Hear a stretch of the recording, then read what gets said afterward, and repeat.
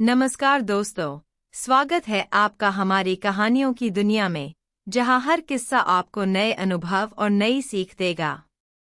तो आइए शुरू करते हैं आज की प्रेरणादायक कहानी, बूंदों का शहर। शाम के नम सुनहरे उजाले में गांव की गलियां कुछ सिहरन सी लिए रहती थीं। चौराहे पर एक बूढ़ा पीपल था और उसके नीचे वही रोज बैठे रहते थे मोहन और उसकी दादी।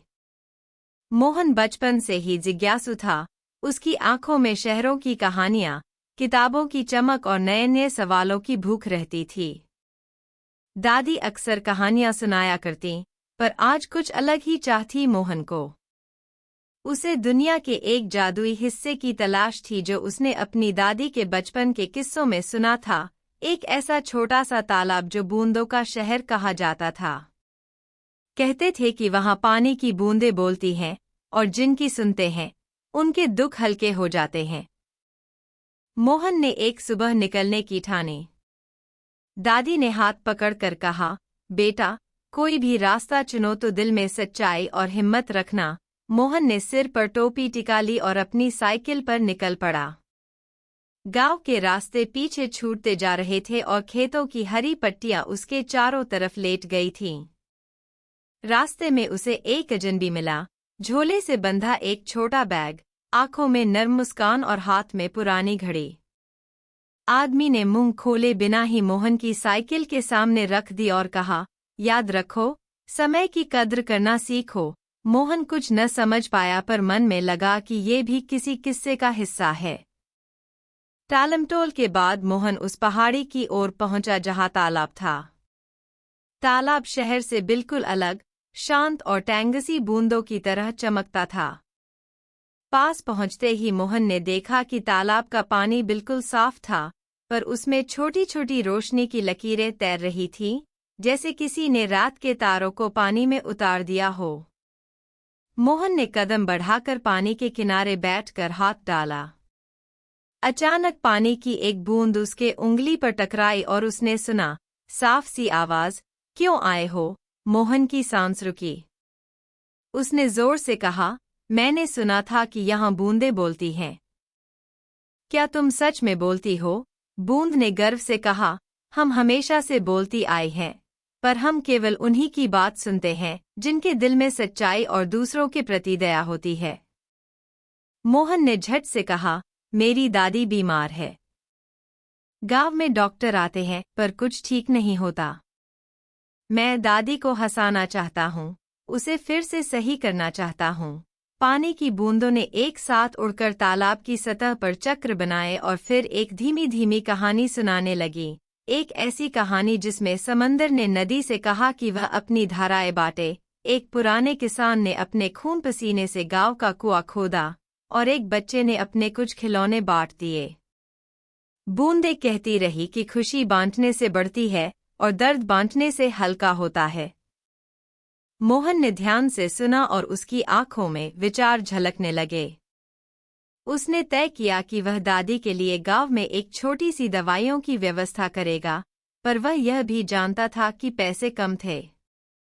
लौटते समय उसने रास्ते में एक टूटी फूटी सी पेटी देखी, कुछ लोग उसे फेंक चुके थे।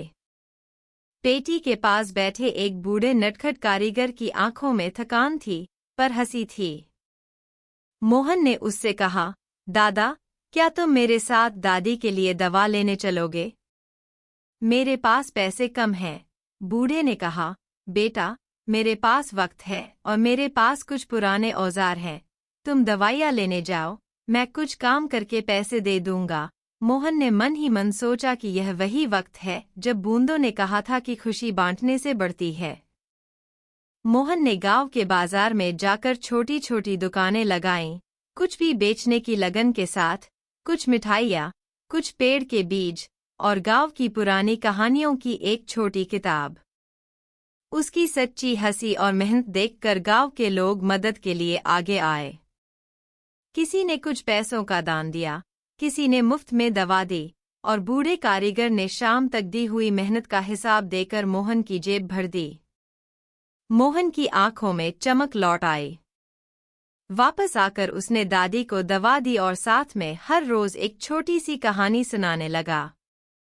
दादी की आंखों में धीरे धीरे वही पुराना चमक लौट आया। गांव के लोग भी देखते रहे कि कैसे एक बच्चे की सच्ची मंशा ने सबको जोड़ दिया। कुछ हफ्तों में दादी की तबीयत में सुधार आया। मोहन ने तालाब की बूंदों को धन्यवाद कहा और फिर एक रात खिड़की से बाहर देखते हुए उसे वही अजनबी दिखाई दिया, पर अब उसकी उंगलियों में वही पुरानी घड़ी नहीं थी, बल्कि एक छोटी सी किताब थी। आदमी ने मुस्कुराकर कहा, तुमने वही किया जो सही था, समय की कद्र और दूसरों की कद्र। यही असली जादू है। मोहन ने पूछा, क्या यह सब तालाब की बूंदों ने सिखाया था? आदमी ने सिर हिलाया और कहानी सुनाने जैसा आवाज में कहा, कभी कभी हम किस्सों को इतना पवित्र बना देते हैं कि हम उनसे सीख ही लेते हैं। पर याद रखो, जादू बाहर नहीं, भीतर होता है। जब तुम दिल से दूसरों के लिए कुछ कर देते हो, फिर वह अजनबी रात की तरह गायब हो गया। समय के साथ मोहन बड़ा हुआ, पर तालाब और दादी की याद उसके साथ रही। उसने गांव में एक छोटी सी क्लिनिक बनवाई, जहां लोग मिलकर काम करते और मुफ्त सलाह देते। उसने बच्चों को पढ़ाया कि कैसे छोटी छोटी चीजें बांटकर बड़ी खुशियां बनाई जा सकती हैं। तालाब अब भी वैसे ही चमकता था, पर अब वहां आने वाले लोग केवल प्रश्न लेकर नहीं आते थे, वे अपने अनुभव और एक दूसरे की मदद लेकर जाते थे। कई साल बाद जब मोहन अपनी दादी के साथ बैठकर शाम की चाय पी रहा था, तो दादी ने उसके हाथ थामकर कहा, बेटा, तुमने वही किया जो सच में मायने रखता है। तुम्हारी छोटी छोटी कोशिशों ने गांव बदल दिया। मोहन मुस्कुराया और कहा, दादी, असल में मैंने तो बस एक बूंद की बात मानी थी। दादी ने आंसू पोंछते हुए कहा, हर बूंद मिलकर सागर बनती है, और हर अच्छा कर्म मिलकर एक बेहतर दुनिया बनाता है।